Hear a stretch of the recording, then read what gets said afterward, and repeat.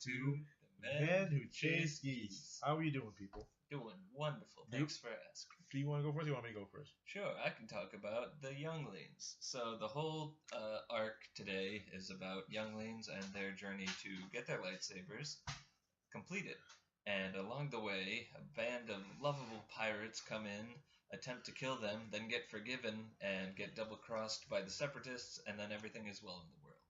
So this arc, as you can tell from the plot synopsis, is a little bit far-fetched because they forgive the people that were going to kill them for profit. And I didn't like it as much, but the only thing, it would have been a great arc, but there was just too many plot inconveniences to make it an actually decent arc. I still don't like Ahsoka, and it's unfortunate because in this example you see it where she is plot conveniently weak. She doesn't fight the people, she doesn't fight the Marauders, she lets them escape and protects the younglings.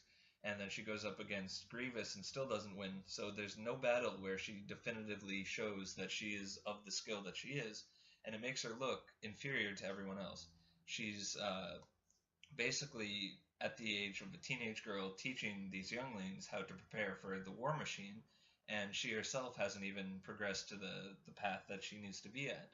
I did like how they showed it. It's a skeleton crew. It's just her, Yoda for the cameo appearance, and then they have the droid there, and that's it. They have an entire ship. It's huge, and it's just them two because everyone else is spread so far across the galaxy. No one else can be bothered to teach these 5 younglings how to do their most important passing of the torch ceremony that will basically be there for the rest of their lives. And it's unfortunate, but they show that very well in this episode. The things they don't show well is that the Padawans occasionally, or not Padawans, the younglings occasionally have force powers. During the cave segments, they have to climb up these things and they have to do all this stuff, and they don't force jump. But in the next episode, when they have to do acrobatics to perform for the circus, they're flying everywhere. And then in the next episode, or the last episode, they're dangling for dear life on this ship that they could easily jump to, but they can't because plot convenience. And that's why I can't give this anything more than a 3 out of 5. Okay. Well, I agree with a lot of the points to a degree, but I say I like it more than he did. One, I like Ahsoka a lot. She's my second favorite character in the Star Wars universe. So let's let me begin. It's a 4-episode arc. It's called the Gathering, Test of Strength, Bound for Rescue, and Necessary Bond. First, I did like what they did was when they were coming to the cave and they show all this stuff. You see how the Jedi are tied into nature itself. That they are really tied into this whole system, and that they are not just some group. That they have a lot of connection to all of it, and they are an old institution. Of course, in the original one, they go up by 25,000 years. In this one, it's like still 5,000 or 10,000 years. But they're an old institution that has a lot of good in it, and also a lot of attachment to many things in the galaxy. And again, they're very attached to nature. The fact that they can almost control nature in this episode, you see, and how they work with it is brilliant, and I think it really works so well. So they go when they go in the cave, and each Jedi or each Jedi wannabe, has to overcome their own fears to get the crystal they need to power their saber, which is great.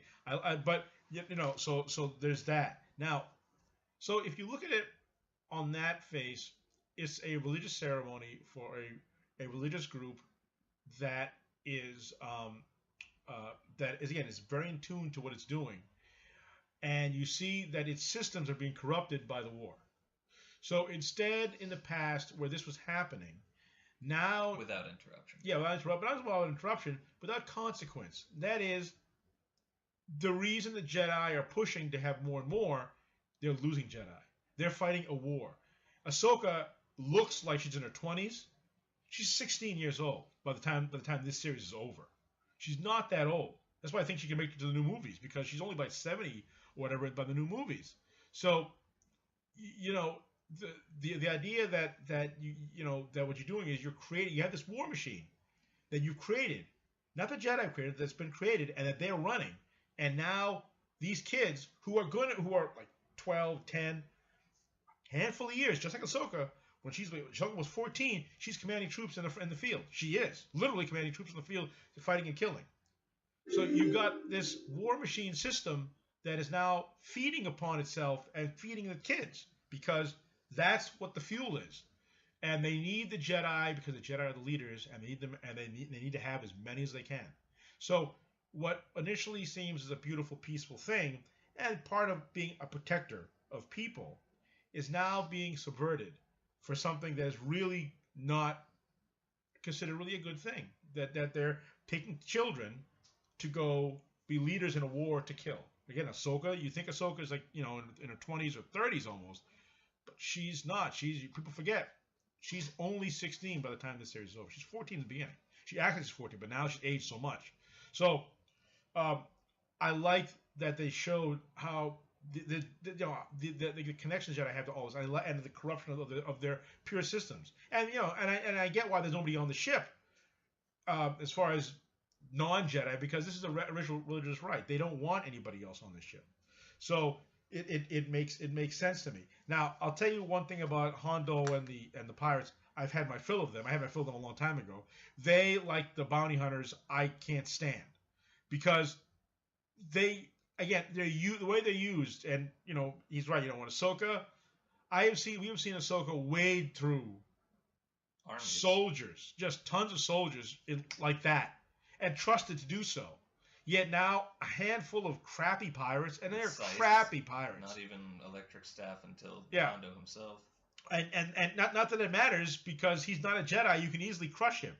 If you just pick him up and toss him. I mean, if you remember when Ahsoka was a prisoner on that other planet, her end move was to throw. Basically, he ended up. Was basically throw him off the cliff, off the building if she wanted to.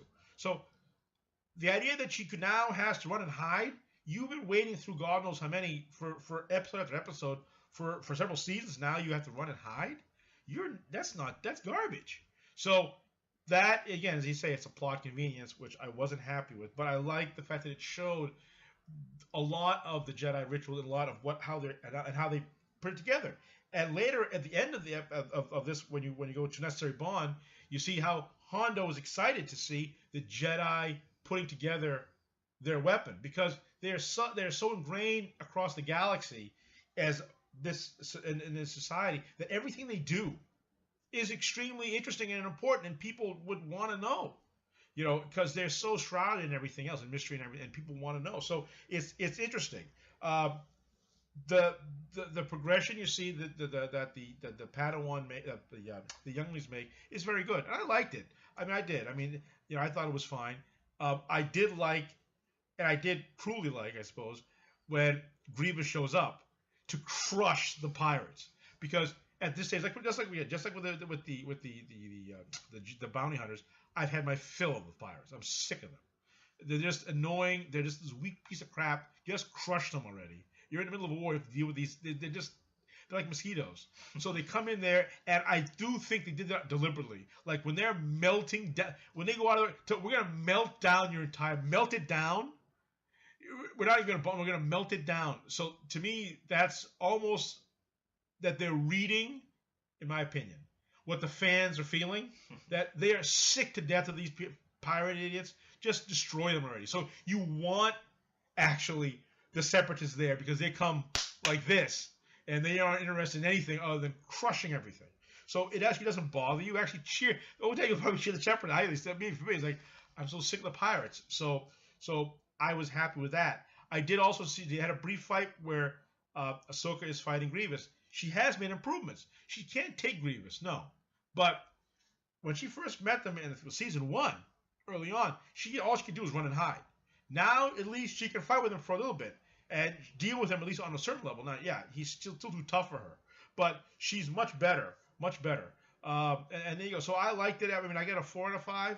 Yeah, the 5 is the imperfections, as you mentioned, where again, with one episode they can force jump and be incredibly have tremendous dexterity and do whatever they want, and now jumping from a smaller spot to is beyond the pale. Why? That makes that. Oh, by the way, when the big ship is coming, when it's a Corvette cruiser they have, It's not a heavy warship, but it is a warship. It does have lasers on it, so when they're coming in, they could just destroy the tank that's chasing their friends in the other tank, and then they can just land peacefully, pick up their people, and go. Yep. Hindsight 2020. It's not hindsight. It's just, again, as he says, at times the series has always done this, but I think it's done it probably more in this 4-episode arc that I probably collectively that it's ever done in the past. Probably do like one time. It did this episode arc. It did it many times in terrible degree.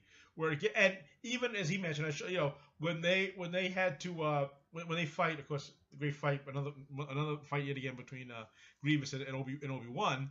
Obi-Wan has to tell him. Oh, he by the way, he doesn't have to. Now, if he doesn't tell him, then Grievous would die. Maybe he'd blow up on the ship. That's a smart play. But again, despite the fact he's a Jedi, he has to get. So it tells you again that this fight is actually personal. It is a personal fight now. I don't care if he's a Jedi or not. It's personal. It is personal. Jedi aren't supposed to be personal like that way. It has become personal. And so, and my other part is he says, oh, well, by the time you see this, I'll be on my escape ship. Well, the pods, as we saw from season 1, are incredibly slow pieces of crap. They just rocket out there. They can't warp or anything. I mean, they can't jump. They just sit. You have, in the frame, you saw several other ships there. Well, why can't they just shoot them? I guess they don't.